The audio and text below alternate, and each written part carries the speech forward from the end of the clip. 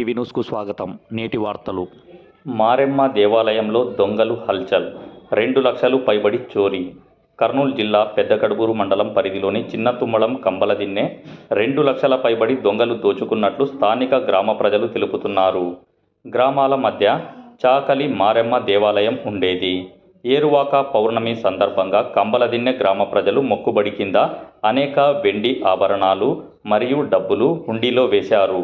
డబ్బులు, వెండి ఆభరణాలను గమనించిన దొంగలు సోమవారం రాత్రి దొంగతనం జరిగినట్లు స్థానికంగా ఉన్నటువంటి పొలాల యాజమానులు తెలిపారు. 90 న్యూస్ రిపోర్టర్ వీరేష్.